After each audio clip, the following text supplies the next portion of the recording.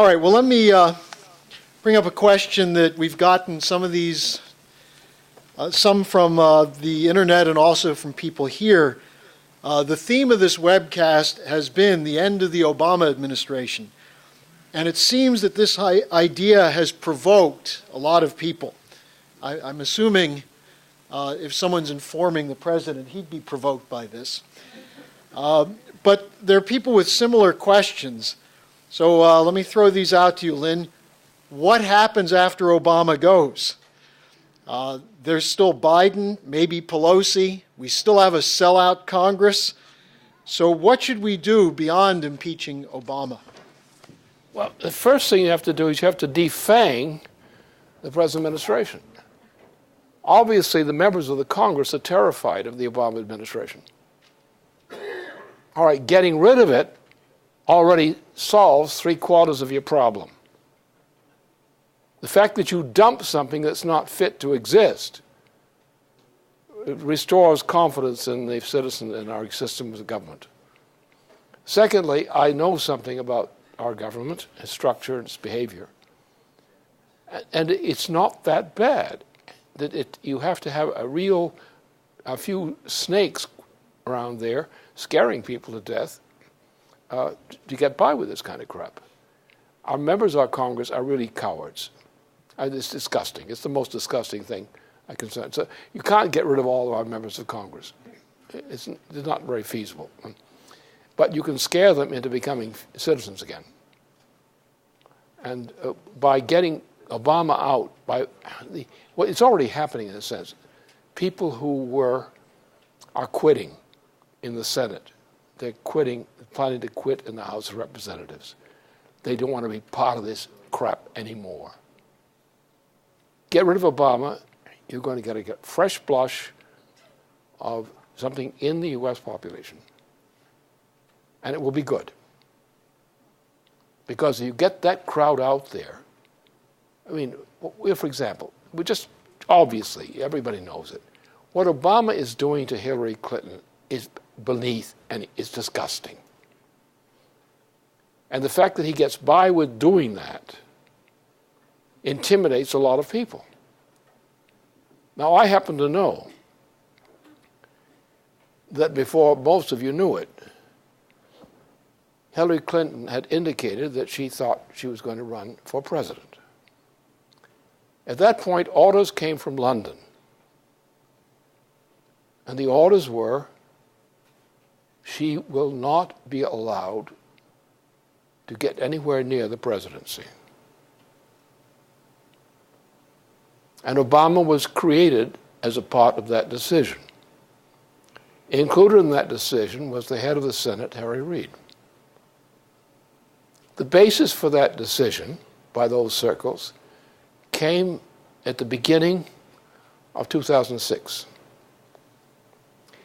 In November of 2005, we were signing off on the Democratic presidential campaign, which had just been defeated that year. I held a conference in New York, in Washington, in which I proposed that we mobilize a defense of Social Security against what I knew was the Bush intention to destroy Social Security. We had a number of Democrats who came on board on that one. We fought a fight through 2006 to defend that, and we succeeded.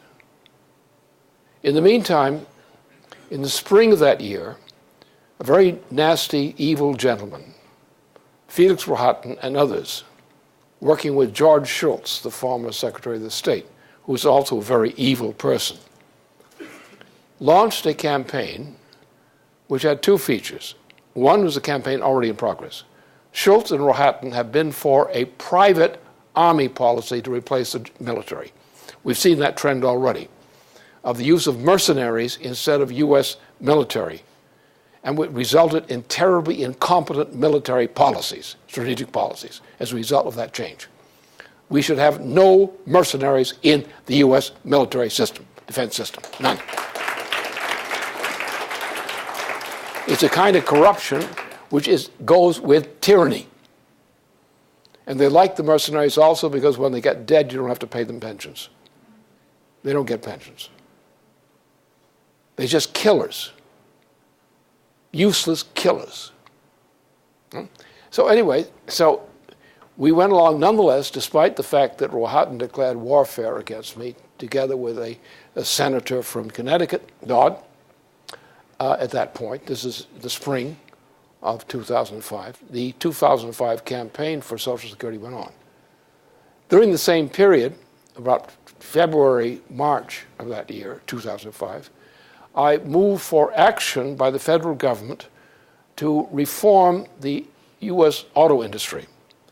What I propose that we decide the level of automobile production which the United States manufacturing process should engage in.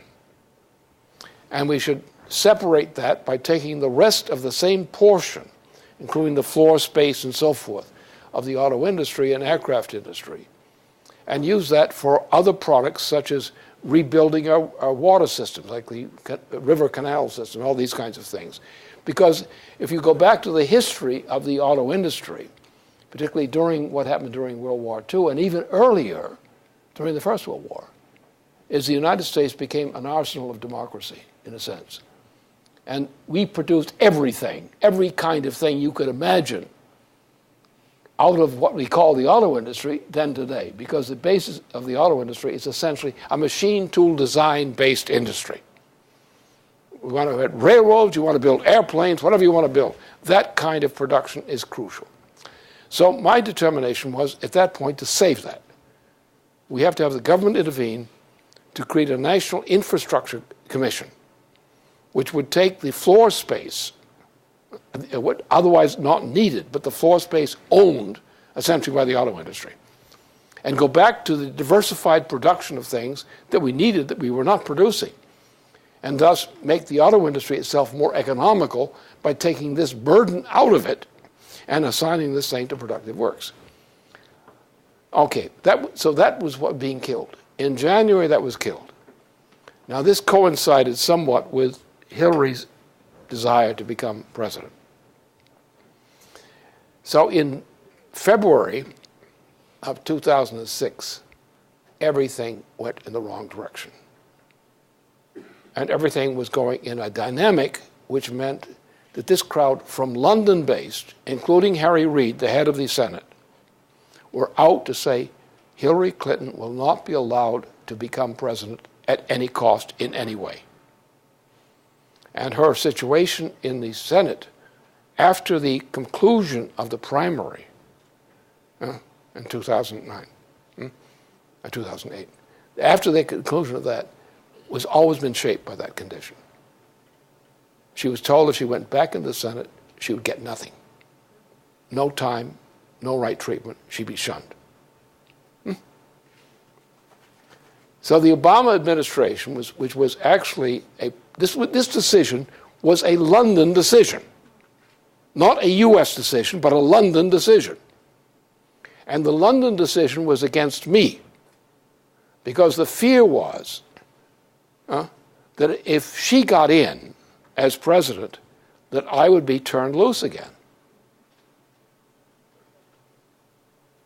And that's why things happened the way they did. So that's the issue there. And it's still the same thing today. So you have a London-steered dictatorship inside the United States, which is run through the Obama campaign. It's not run by U.S. citizens as such. There are U.S. citizens who are accomplices in this.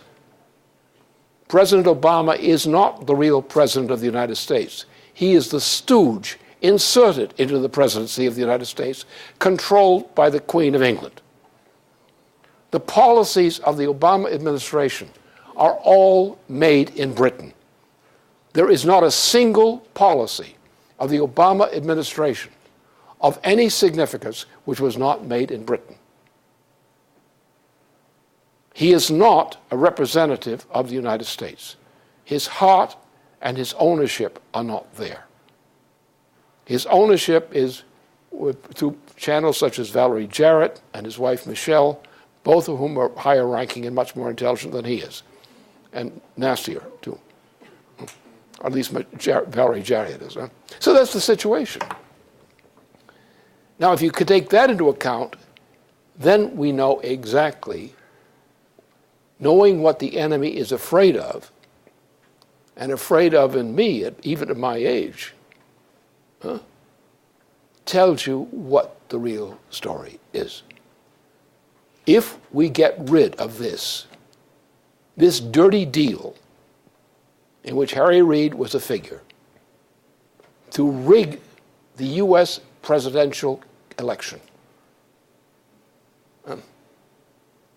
then you understand how much better things would be without Obama.